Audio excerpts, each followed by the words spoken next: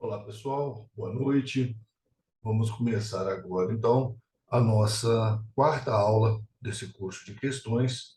Hoje, continuamos aí com a lista 2, né? Questões de biologia e questões de química. Então, na aula passada, né, como vocês devem estar lembrados, nós paramos na questão 9 de biologia, né?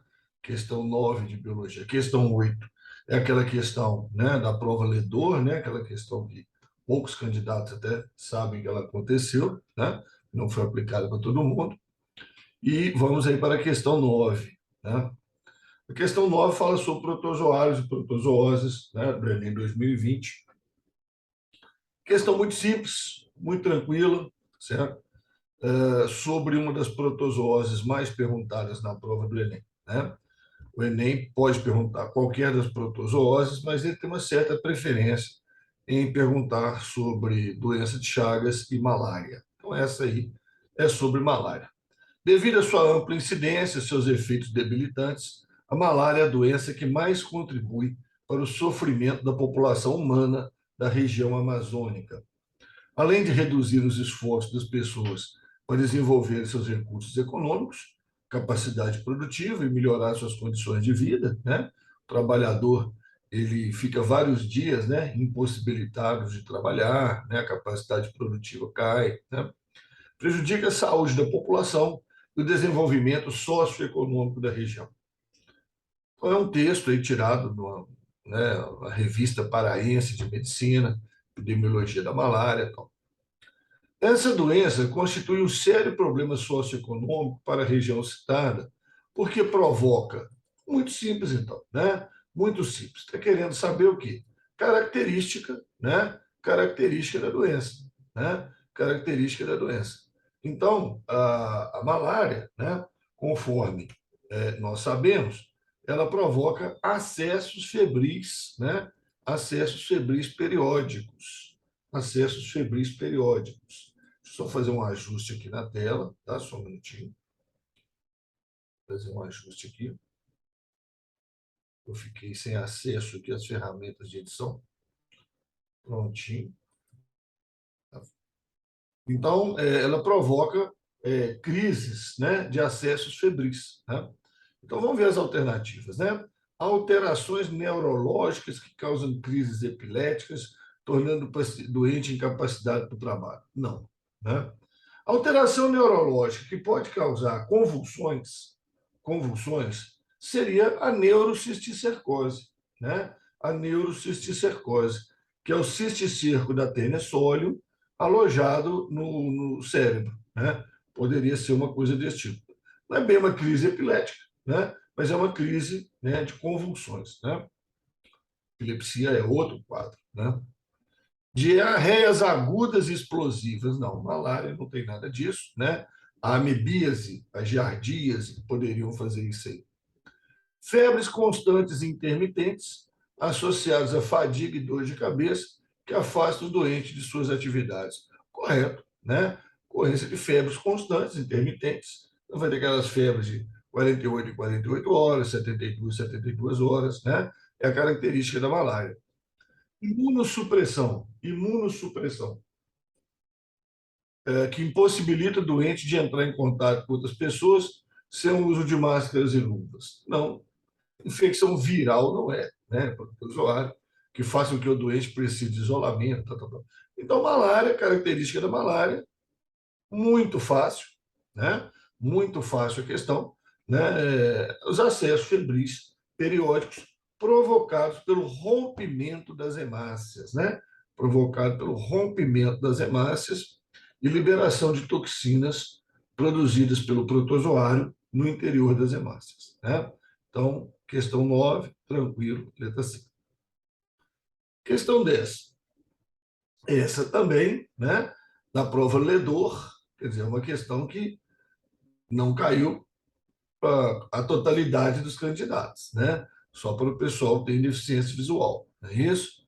Então, durante uma coleta no Pantanal Mato Grossense, olha, aqui essa questão é uma questão de botânica, tá? mas é uma questão também associada, né, com a ideia de bioma, certo? Com a ideia de bioma. Então, você tem que ter uma noção da característica do Pantanal Mato-Grossense, né? E qual que é uma das características lá? Olha, estação de cheia, né? Os rios transbordam, inundam grande parte da região, né? Formando lagoas, né? Que se comunicam, depois eles abaixam, mantendo muitas dessas lagoas, né? Foram observadas algumas espécies de gramíneas. Gramíneas. Gramíneas são o quê? Plantas que normalmente apresentam caule rastejante no solo, né? Então, isso aqui, em termos aí de português, é um aposto, né? É uma explicação, né? Gramíneas são plantas que normalmente apresentam caule rastejante no solo. Então, eles observaram espécies de gramíneas enrolando-se em outras plantas, né? Enrolando numa outra planta, tá? Subindo, tá? Dando a aparência de serem plantas trepadeiras, certo? Então, muito cuidado com a construção que foi feita aqui desse parágrafo, né? A gente tem que ter muita calma na hora da leitura, tá? Então, espécies de gramíneas. Aí, ó, esse trecho aqui, ó, plantas que normalmente apresentam caule rastejante no solo, está te explicando o que é a gramínea, é um aposto, né?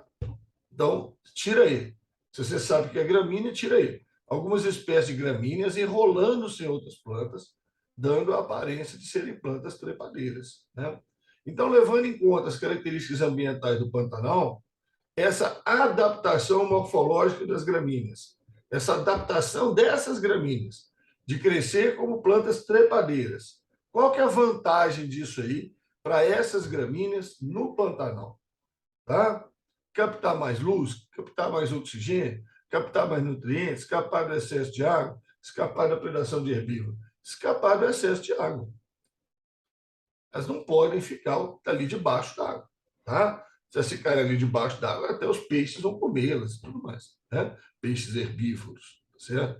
Então, elas estão escapando ali do excesso de água, tá?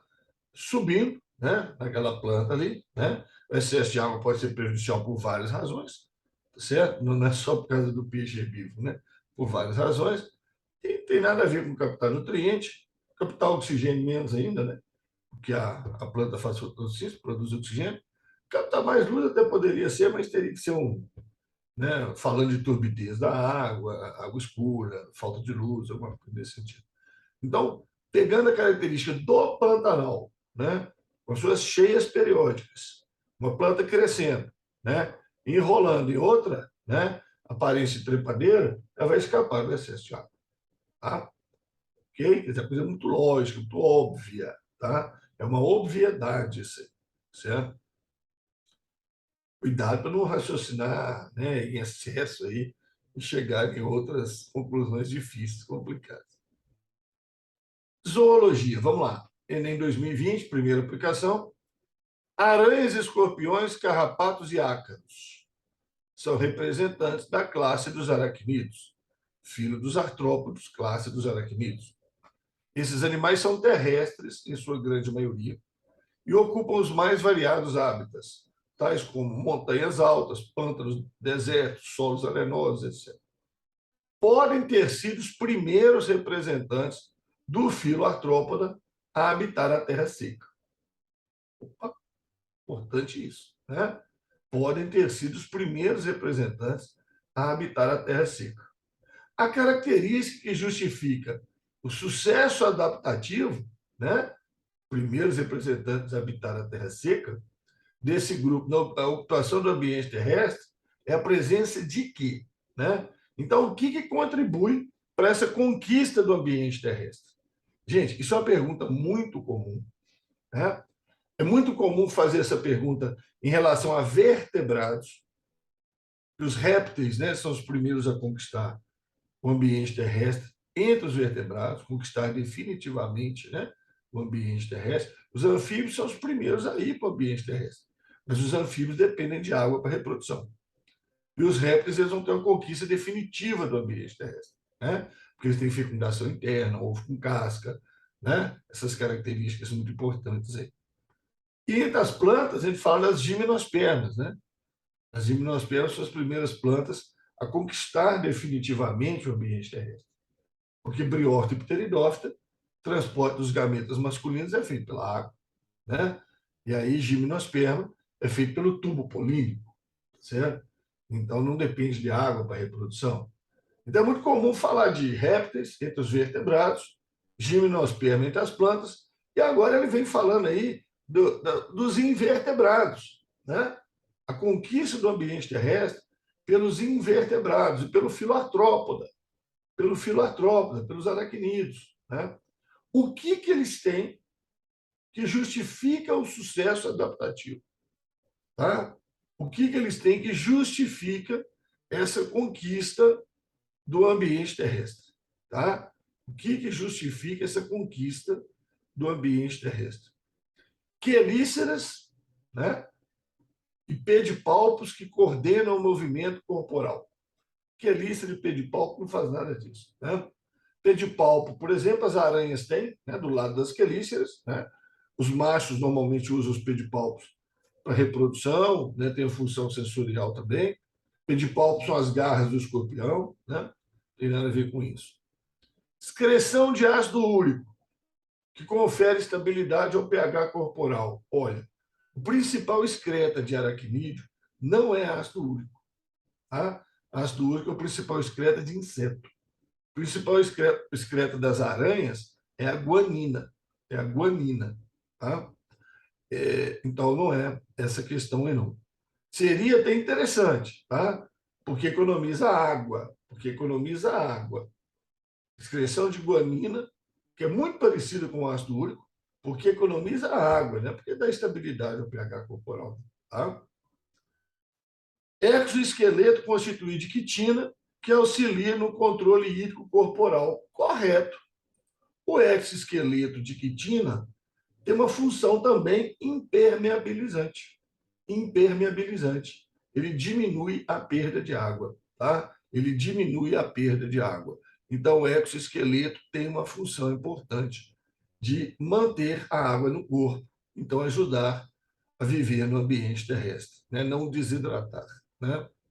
Circulação sanguínea aberta, que impede a desidratação dos tecidos corporais. Não tem relação nenhuma circulação aberta com desidratação de tecido. Sistema nervoso ganglionar, que promove coordenação central do movimento corporal. Não. Se fosse a grande adaptação é o sistema nervoso ganglionar, então o plateuminto já tinha conquistado o ambiente terrestre. Né? Plateuminto, nematóide, molusco, nelídeo, todos eles têm sistema nervoso ganglionar. Certo? Então, a aquisição, né?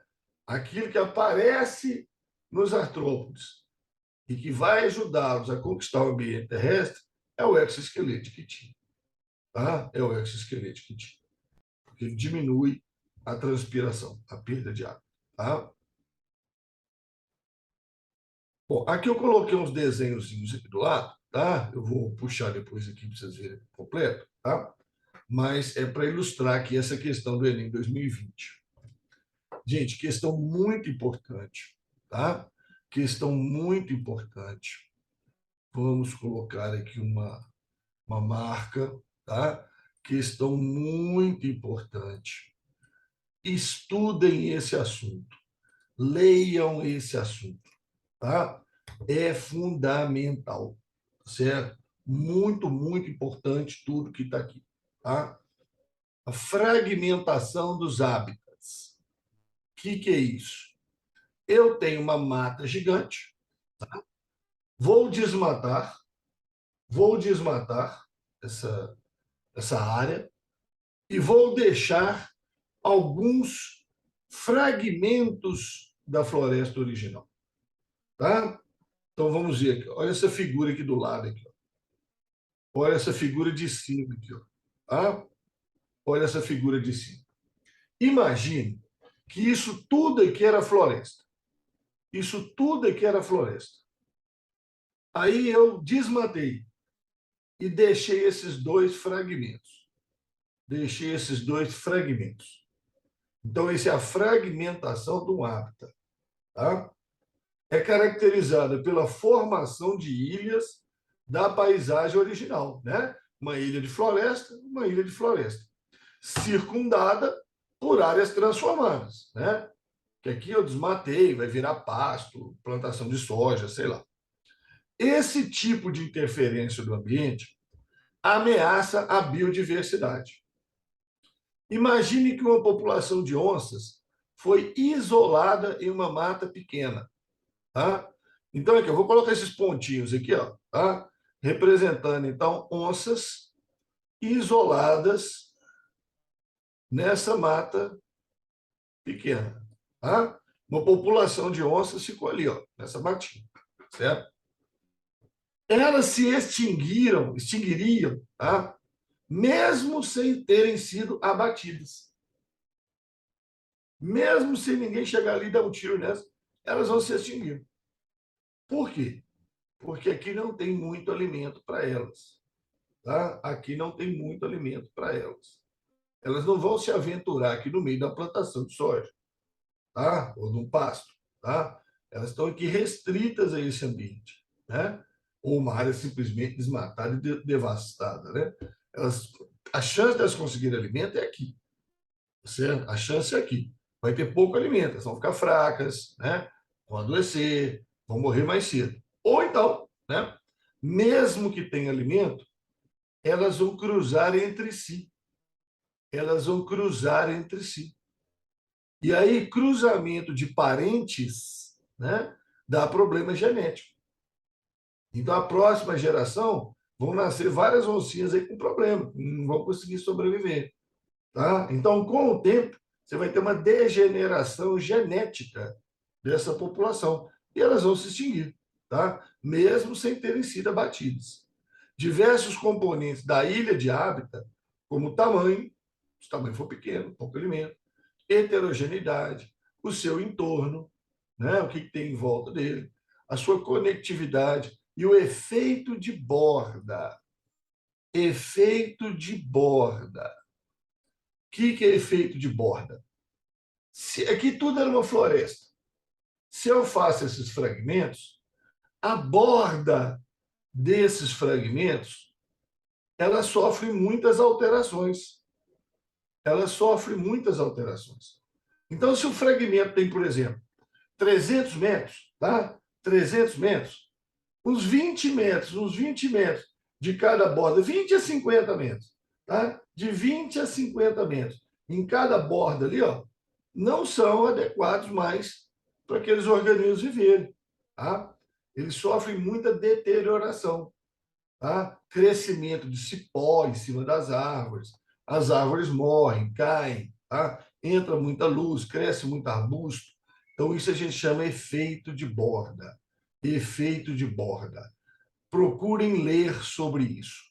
É bastante interessante, tá? Efeito de borda. Então, são determinantes para a persistência ou não das espécies originais. Quer dizer, o fato de eu ter uma área, né, por exemplo, de 1 km², né? Suponha que esse fragmento tem 1 km por 1 km, 1 km², tá? Na verdade, ele não é desse tamanho, porque ele perde uma parte das bordas, ele é menor do que isso, tá? Uma medida que auxilia a conservação da biodiversidade nas ilhas mencionadas no texto compreende a. Então você vai imaginar o seguinte: olha uma outra ilha lá, uma outra população de onças, tá? E se eu ligasse as duas? Se eu ligasse as duas. Então, essa família de onças aqui, ó, poderia passar por esse caminho, cruzar com as onças de lá. Então, isso daria menos prejuízo genético.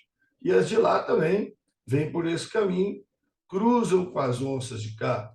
O território de caça também foi ampliado. O território de caça foi ampliado.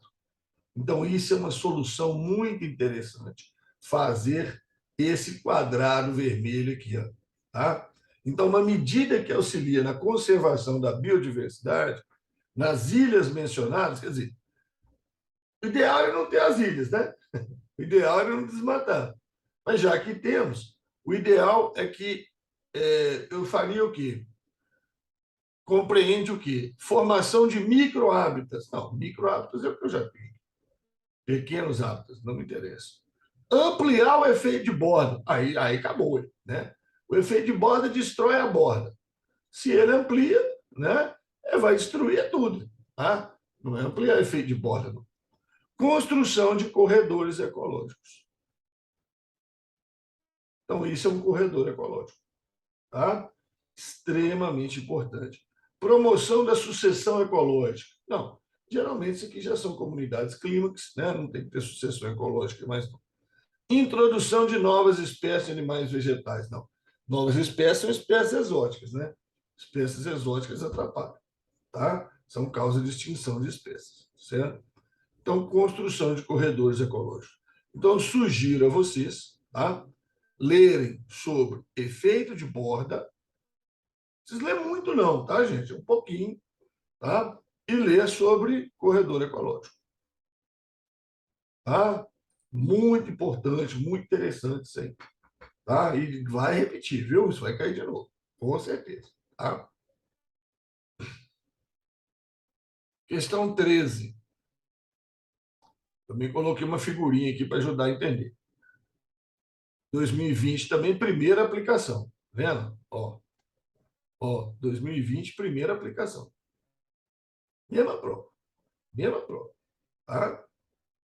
Plantas pioneiras são as que iniciam o processo natural de cicatrização de uma área desprovida de vegetação. Então, aqui, ó, isso aqui tudo era uma mata, isso aqui tudo era uma mata, desmataram isso aqui. Então, plantas pioneiras são as que vão iniciar o processo natural de cicatrização dessa área desprovida de vegetação. Lembrando que isso aí, né, é a ideia de sucessão ecológica. Sucessão ecológica. Plantas pioneiras são as primeiras que conseguem sobreviver aqui.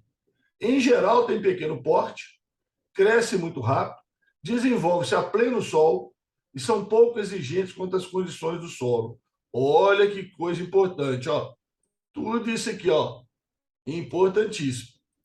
Em geral, são de pequeno porte, crescem muito rápido, desenvolvem no sol pleno, são pouco exigentes quanto às condições do solo, produzem grande quantidade de sementes, possuem um ciclo de vida curto. Tá? Então, isso é tirado do texto. Lista preliminar de espécies vegetais pioneiras nativas do Paraná. Tá? Bom, essas plantas são importantes em um projeto de restauração ambiental. Ó, projeto de restauração ambiental. Recuperação de área degradada. Tá? Recuperação de áreas degradadas. Tá? Então, essa área aqui está degradada. Eu quero recuperá-la. Então, perceba, andaram plantando aqui. Ó. Andaram plantando aqui. O que eles vão plantar aqui? As espécies pioneiras. Eles não vão plantar essas aqui, não. Ah, mas essas são as espécies da mata. É, mas são as espécies clímax, né? Espécies climáxicas, tá? Espécies tardias. Essas espécies clímax ou espécies climáxicas, com C mesmo, tá? Elas precisam de outras condições. Ali no meio da mata tem umidade, o sol não entra muito, a temperatura é mais amena. Tá? Se eu pego aquelas espécies lá e vou plantar aqui, não vai desenvolver. Não vai desenvolver, tá certo? Não tem jeito de desenvolver. Tá? Se eu pegar aquelas espécies lá e plantar aqui, não tem como desenvolver. Certo? Então, o que eu tenho que fazer? Eu tenho que plantar espécies pioneiras, que gradativamente vão melhorando as condições do solo, do microclima, para eu poder plantar as outras. Então, as espécies importantes, né? Pioneiras, importantes no projeto de restauração ambiental, por quê? Porque elas promovem no solo. O que elas promovem no solo? O aumento da luz solar? Claro que não. Elas vão provocar sombra, vai diminuir a luz solar. Diminui a absorção de água, né? Não, elas vão, né, tornar o solo mais úmido. Estabilizar a umidade. Isso é uma boa. Ao criar sombra no solo, tá? Vai diminuir a evaporação de água. Então, vai estabilizando a umidade. Aí caem as folhas, aí debaixo das folhas fica mais úmido ainda, né? Então, é interessante isso. Elevar a temperatura? Não, abaixar. Liberar oxigênio? Aí não. Todas as plantas aí liberam oxigênio, não tem nada disso aí, né? Essa não é a questão. Então, o solo vai estabilizar a umidade dele, tá? Então, eu poderia falar, vai estabilizar a umidade, vai baixar a temperatura, vai diminuir a incidência de luz diretamente no solo, vai diminuir a erosão. Tudo isso, né? Que essas pioneiras vão fazer, tá? Então, esse aqui é um outro assunto importante também, tá? RAD, recuperação de área degradada. Vamos pegar o selozinho lá de novo, vamos colocar ele aqui, certo? Vamos colocar ele aqui. Importante, viu, gente? Recuperação de área degradada, tá? Recuperação de área degradada. Muito importante, tá? Ok? Isso aí é muito importante. Origem da vida e evolução. Uma população, no momento A, sofre isolamento em duas subpopulações, momento B. Aqui, ó, momento A, eu tinha uma população, no momento B, duas populações. Tá? Essa população fragmentou. Olha, dando uma observada no desenho, tá vendo? Dando uma observada no desenho, esse pedaço aqui, ó,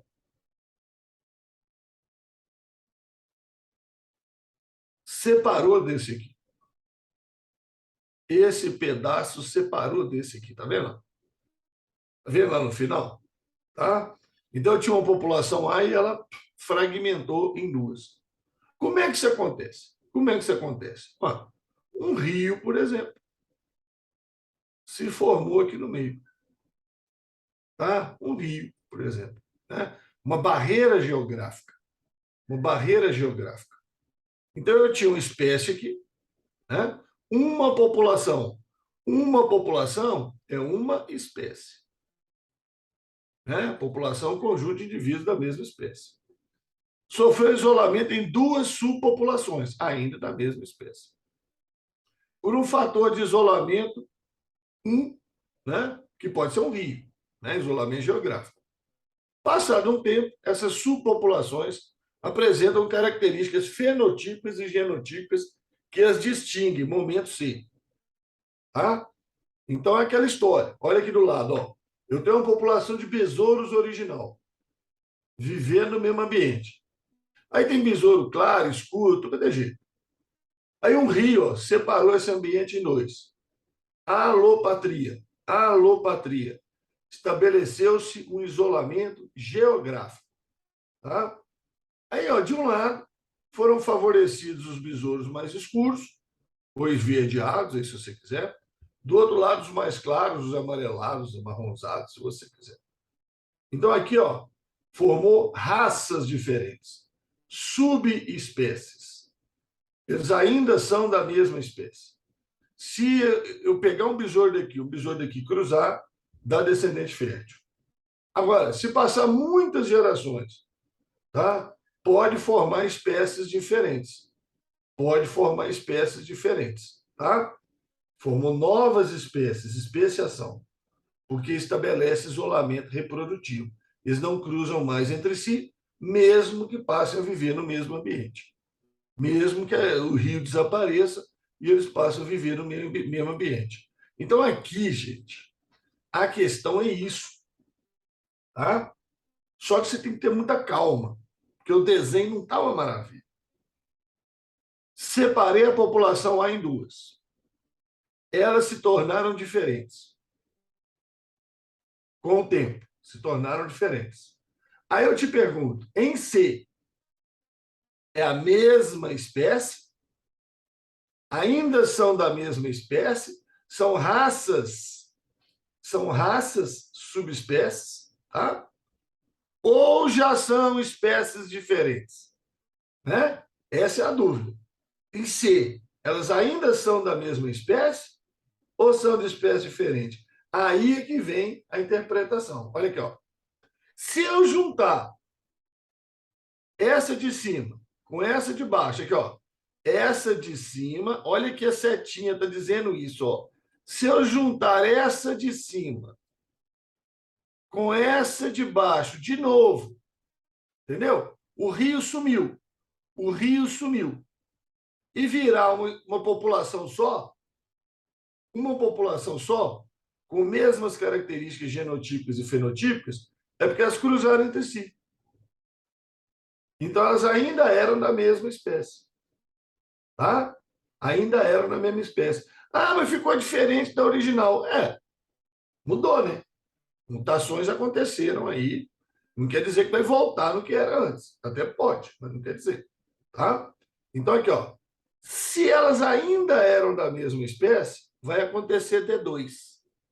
Agora, se eu juntar ela com essa e elas continuarem isoladas, agora não tem o rio mais, então esse isolamento delas aqui não é o isolamento geográfico, é o isolamento reprodutivo.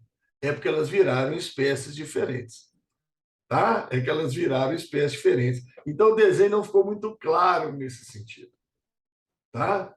Juntando as duas aqui, ó. Cruzaram, virou uma espécie só, já era uma espécie só, então é subespécies, tá? Agora, juntou, não cruzaram, é porque já era espécie diferente. Tá certo? Essa é a ideia dessa questão. Então, a representação indica que no momento D, na situação D1, ocorre um novo fator de isolamento geográfico. Não, não é isso. Tá? Em D, não tem mais isolamento geográfico. O isolamento geográfico sumiu, as populações se juntaram. Tá? Não tem mais isolamento geográfico. Aquelas continuam cruzando entre si, aqui não. Aqui então surgiu um isolamento reprodutivo, não é geográfico. Em D1, existe uma única população? Não, duas. Se não cruzam entre si, são duas espécies. Duas espécies, duas populações. Certo? Em D1, duas populações, duas espécies, separadas por isolamento reprodutivo. Beleza. Beleza. Duas populações. População, conjunto de indivíduos da mesma espécie. Então, duas populações são duas espécies. Tá? Igual o quê? Isolamento reprodutivo. Tá? Beleza? D2. Coexistem duas populações. Não. D2 é uma população só. Tá? É uma população só. Elas estão cruzando entre si com características fenotípicas distintas. Não. O fato de representar tudo cinza é porque as características fenotípicas, a aparência, o aspecto, é o mesmo. D2. Foram preservadas as mesmas características fenotípicas da população original A. Não. Em A era branco, em D2 é cinza. Então, isso poderia ser a cor do besouro, a cor do camundongo, a cor do pássaro, né? Então, A tem uma característica fenotípica. Aqui em D2 é outra, tá? Apesar de ser a mesma espécie. Tá? Mas mudou o aspecto dela ao longo do tempo aí. Tá? Isso acontece. Tá? Então, interessantíssima essa questão, tá? Sobre especiação. Tá? Agora, o desenho realmente, né? Dá um desconto para os caras lá, ficou meio fraco. Tá? Podia estar melhor explicado esse desenho aí. Bom, e agora uma questão que sobre método científico, ainda misturada com saúde, tá? Também da prova de 2020, primeira aplicação. muita calma aqui nessa hora, tá?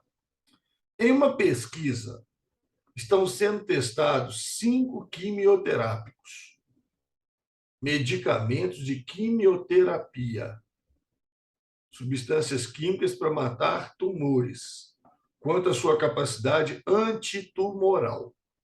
Antitumoral, matar tumores. 5 medicamentos para matar tumor. No entanto, para tratar os pacientes, sabe-se que é necessário verificar também o quanto cada composto agride células normais. Gente, eu tenho um medicamento que mata a célula tumoral, e se ele matar as células normais também, né? Eu tenho que ver, peraí, só pode matar a célula tumoral, ou preferencialmente célula tumoral. Célula normal não, né? Então, para o experimento, partiu-se de cultivos de células tumorais, que são essas colunas escuras, tá? Essas colunas escuras são células tumorais, CT, células tumorais, tá? E células normais, sadias, né? Células normais, brancas, tá? Bom, com o mesmo número de células iniciais. Com o mesmo número de células iniciais, tá bom? 2 grupos controle não receberam quimioterápicos. Controle de células tumorais, CT, tá? CT não recebeu quimioterápico. São células tumorais que não receberam quimioterápicos, tá? Então, isso aqui é a sobrevivência da célula tumoral sem receber o quimioterápico, tá? 35 milhões de células, tá? E células normais, CN, 20 e poucos milhões, tá? Células tumorais, células normais, tá? Ramon, as células tumorais estão vivendo mais que as normais? É. A célula tumoral, às vezes, vive mais que as normais mesmo. Elas proliferam muito rápido, crescem muito rápido, reproduzem muito rápido. Então, a quantidade de células tumorais costuma ser maior que a de células normais durante os experimentos, tá? As colunas 1, 2, 3, 4 e 5 correspondem aos grupos tratados com 5 compostos. O número de células viáveis após os tratamentos está representado pelas colunas. Então, cada coluna dessas é o número de células que sobreviveram, tá? Então, vamos prestar atenção. Olha, no início, célula tumoral, eu tinha isso. Apliquei o medicamento 1. Células tumorais morreram. Tá vendo? O número de células que sobreviveu, a coluna é o número de células que sobreviveu, morreu. Então, medicamento 1 mata as células tumorais. Tá? E o medicamento 1 não tem efeito sobre células normais. Beleza? Beleza? Células normais não diminuiu, também não aumentou, não. Então, o medicamento 1 é interessante. Ele mata as células tumorais. E não afeta as células normais. Mas ele mata muito pouco células tumorais. Percebeu? Medicamento 2.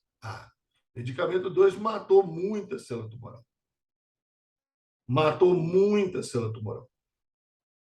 Tá? Matou muita célula tumoral. E o medicamento 2 auxilia as células normais. Opa! Então temos um negócio aqui muito interessante. Ó. Medicamento 2 elimina as células tumorais muito, né? Mais que a metade foi eliminada. Com isso, ele ajuda as células normais, que passam a sobreviver mais. Medicamento 2 é muito interessante. Tá? Medicamento 3 diminui muito as células tumorais, mas também diminui muitas normais, então mata as duas. Então aí não presta. Né? Aí não presta. Medicamento 4, fora de cogitação. Aumentou a célula tumoral. Certo? Eu não quero isso. Medicamento 5 não agiu na célula tumoral e também não agiu na célula normal. Então, também não me interessa. Tá? Então, melhor medicamento. Medicamento 2, que abaixou muito as células tumorais e ainda aumentou as células normais. Tá? Qual quimioterápico deve ser escolhido para o tratamento desse tumor? O quimioterápico B. Perfeito? Então, essa aí foi a questão 15, a derradeira aí, a última dessa lista 2, né, de biologia. Tá? A última aí dessa lista 2 de biologia. Certo? Então, gente, esse tipo de exercício aqui, muito cuidado. Tá? Muito cuidado. Olha só. Comparando aqui, ó, coluna, célula tumoral, célula normal, sem medicamento, grupo controle. Com medicamento 1, com medicamento 2, com medicamento 3, com medicamento 4, com medicamento 5. Então, você tem que ler com muita atenção, tem que familiarizar com esse tipo de exercício, tá? Tem que familiarizar, porque isso vocês gostam de perguntar. Isso é metodologia científica. Vou parar por aqui, então.